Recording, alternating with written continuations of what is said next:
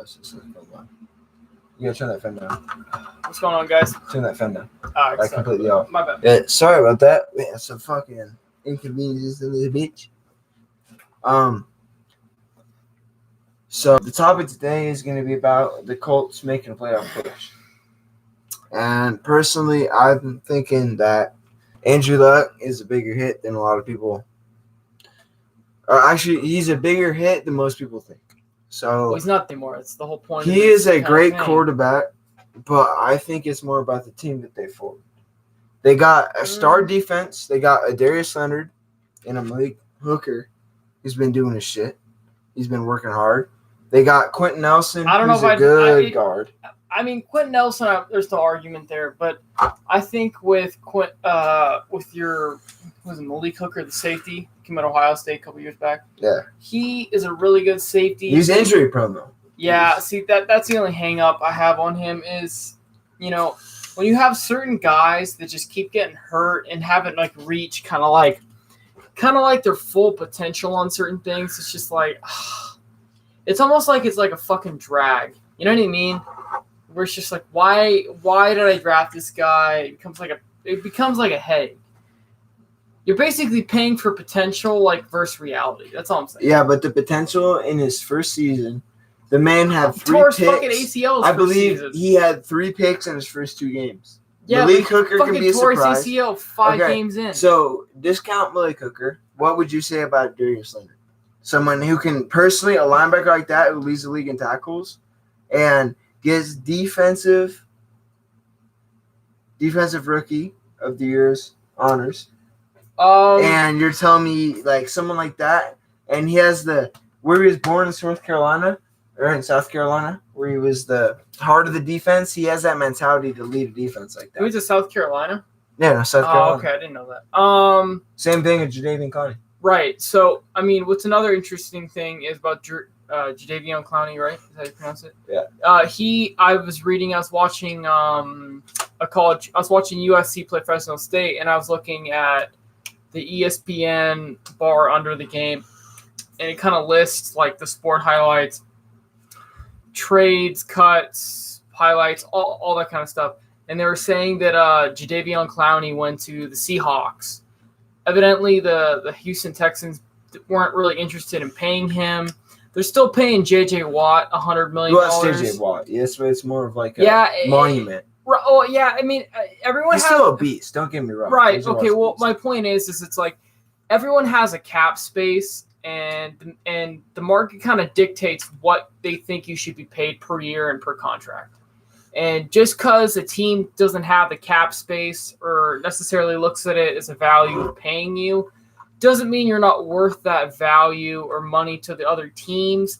Here's a good example is Khalil Mack. For whatever reason, he did not last, or John Gruden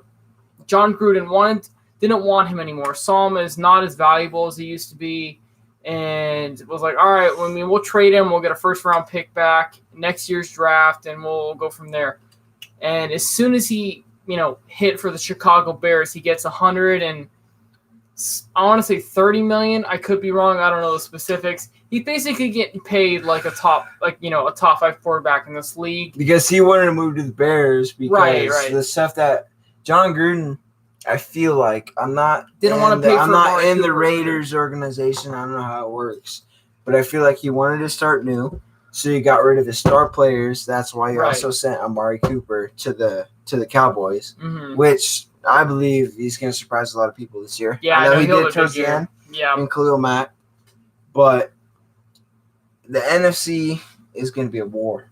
You never know, especially first game on Thursday. I don't know who's going to win that ball game. Who plays on Thursday? It's the fucking Bears and Packers. Oh, it's the first game. Okay. It's going to be a brawl. Got it.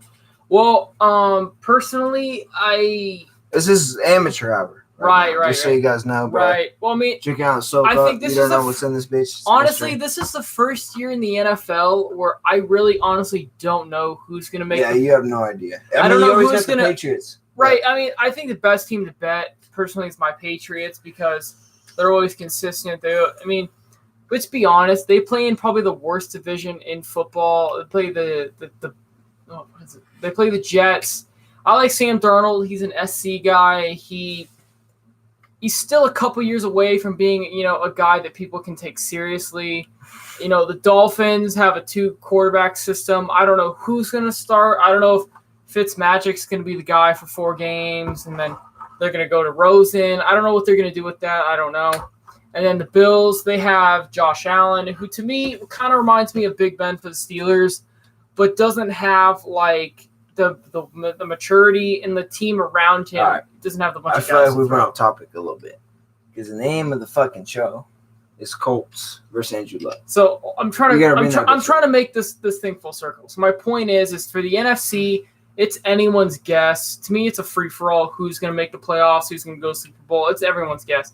For the AFC, to me, I had teams were the Patriots, the Chiefs, the Colts, the Steelers, and maybe, a wild card team, a team that won like the Ravens, right? A team that won, maybe Ravens are going to be special. Team that won, fucking 10 or 11 games, but the Colts now, post Andrew Luck's retirement. For the record, I had no idea this was coming. I was completely blown away. I was like, he's retiring. I thought maybe he'd retire in 4 to 5 years because he was, injuries. He'd be 35. He'd probably win a Super Bowl by then, or at least gone to one. Career would have been over, done what he came to do, and then, I guess kind of left whatever he had. Maybe not left on top, but, had a good season or a good career. Now it's kind of up to debate whether he deserves to be in the Hall of Fame. He only has 4 Pro Bowls, excuse me. He only has 1 AFC appearance against the Patriots, and the Comeback Player of the Year award. Yeah, he did have that. So if we're gonna switch it, that matters. Hold on.